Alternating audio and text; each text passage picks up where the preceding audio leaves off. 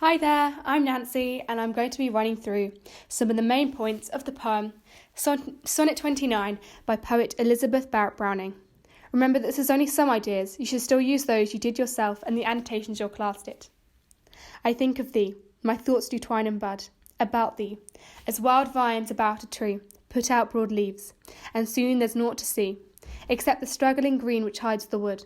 Yet, O my palm tree, be it understood, I will not have my thoughts, instead of thee, who art dearer better, rather instantly renew thy presence as a strong tree should, rustle thy boughs and set thy trunk bare, and let these bands of greenery, which ensphere thee, drop heavily down, burst, shattered, everywhere. Because in this deep joy to see, and hear thee, and breathe within thy shadow a new air, I do not think of thee, I am too near thee. I'm firstly going to cover context. Barrett was the wife of another famous poet, Robert Browning. They wrote as part of the poetry movement, the English Romantics. She came from a wealthy family, but went through various tragedies throughout her life. At age 14, she developed a lung illness, and then at 15, she suffered a spinal injury. She was forced to live with her brother until he tragically drowned, and she returned to London emotionally and physically shattered. She and her family were deeply religious, but she began a courtship with atheist Robert Browning. Their courtship began through poetry, and there were 44 poems about her husband-to-be.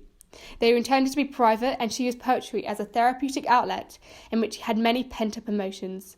Her father did not agree with the relationship, especially as Robert was very progressive and of a lower class, so after the wedding he never spoke to his daughter again. The poem does not have a title, so it's just known as Sonnet 29.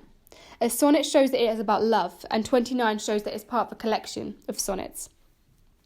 Just to note, it is often referred to its first line, I think of thee, due to other poets having unnamed poems called Sonnet 29, most noticeably Shakespeare.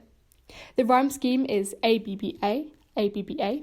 A good way to remember this is just to think of the Swedish band ABBA twice. The poem is in regular sonnet form and uses the iambic pentameter, a short unstressed syllable, followed by a long stressed syllable. This creates the effect of a heartbeat, so is hence often used in sonnets. Although there is a volta when it says renew. A volta is a turn of thought or argument.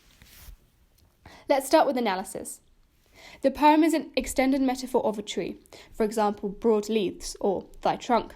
This symbolises that she needs someone grounded who can create a sense of stability, something that which the rest of her life has been lacking in.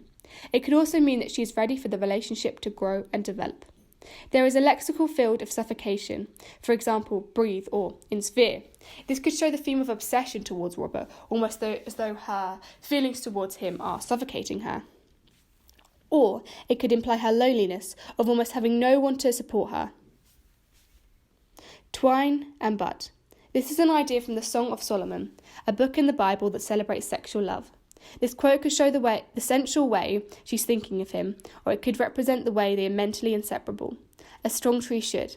This shows that she longs for protection, something that she didn't get from her father. Or she's talking about a woman's role in society, an idea that is contradictory to her being quite commanding at other points of the poem. Set thy trunk bare.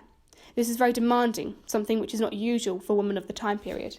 Through a feminist lens, they would argue that Elizabeth, being a very intellectual woman who is marrying a progressive man, realises her worth in society, but is still being socialised into the gender norms and is yet to completely break away from those ideas. I am too near thee.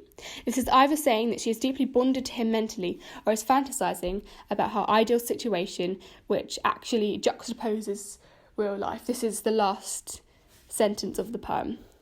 I hope you learnt something from this, and thank you for listening.